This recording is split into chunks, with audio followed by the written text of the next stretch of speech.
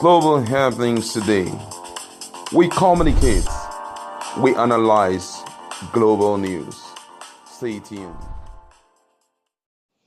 Hello, beautiful people. Welcome back to Global Happiness Today YouTube channel. We're going to give you updates on what is happening in our political arena in Nigeria.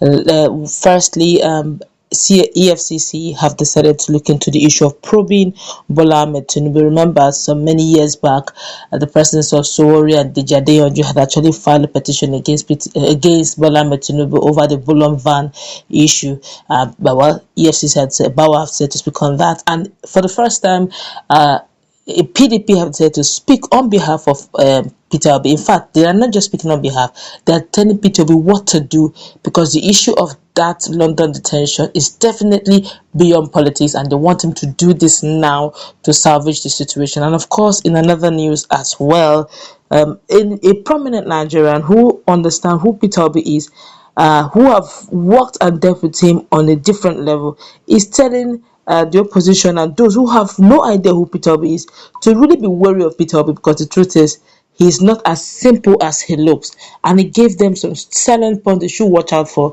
that Peter Obi is not really that person they think he is, and that London scare is too small to break him. We're going to give you all this news wrapped into one very quickly, but before we do that, kindly subscribe to our channel by clicking on the red subscribe button. Beside it, you see a bell notification icon. Please go ahead, click on it to get notified as soon as we update our channel on YouTube. Let's start with the warnings Obiareri is actually telling the opposition and many Nigerians who do not know who Peter Obi is. Well, the report has that the detention of Peter Obi by UK security operatives have caused a popular uproar, with political commentator Nna Emeka Obiareri warning those behind his ordeal to be wary of who they are dealing with. Well, according to him, the former Anambra State governor was detained and interrogated on suspicions on impersonation by British immigration officials while trying to enter the country through London Heathrow Airport last Friday. Obi was detained over claims that someone else was also using his identity in the country. However, he was later released and allowed to enter the United Kingdom.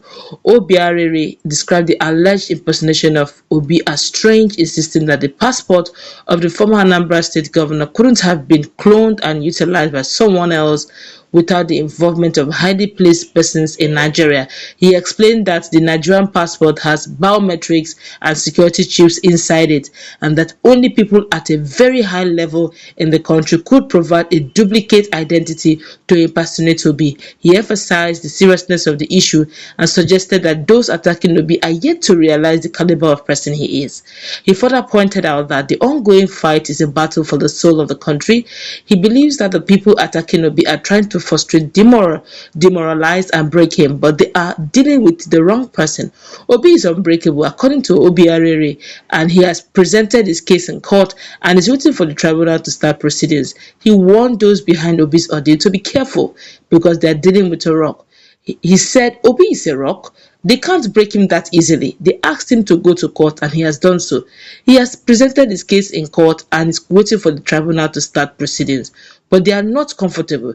Regardless of whatever they do, I can tell you for sure that Obi is unbreakable. The people attacking him are yet to know the kind of person they are dealing with. The ongoing fight is a battle for the soul of the country. Of course, many Nigerians have reacted to this, but let's find out, or still on this same issue, what Atiku's camp is telling Obi to do with immediate effect. Daniel Bawa, an aide to the presidential candidate of the People's Democratic Party, PDP, Atiku Abubakar, Assad, this morning asked Peter Obi, the presidential candidate of the Labour Party, to sue the Nigerian government in court and compel them to smoke out the impersonator of the former Anambra State governor. One report has it that Bawa accused the Nigerian Immigration Service (NIS) of issuing Obi's passport to the alleged impersonator. One fact is clear: the impersonator was issued the passport by the Nigerian immigration. They have his biodata and details about him.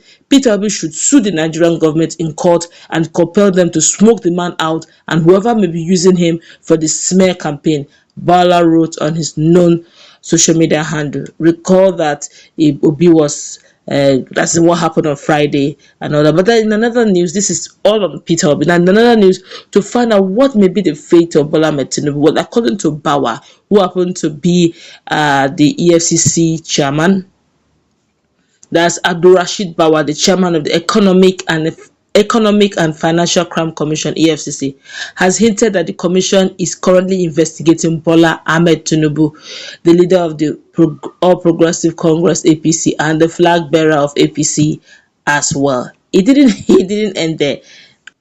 He also disclosed that the investigation will take time because it takes time. The EFCC Caesar revealed that that's chairman revealed that they have requests for Tinubu's asset declaration form.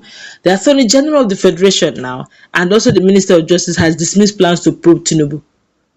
Now, Baba wants to probe Tinubu as investigating, but the Attorney General and the Minister of Justice is saying there's no plan to probe Tinubu. He said his office has no plan to investigate the former Lagos State governor. Now, wow, this is definitely getting interesting.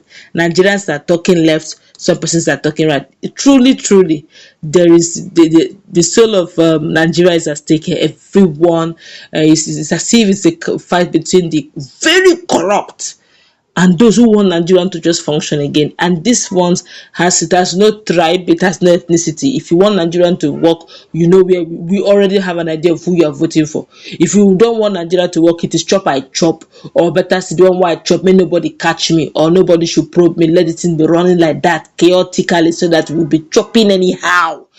They know those who they are voting for, and of course it's getting out of hand.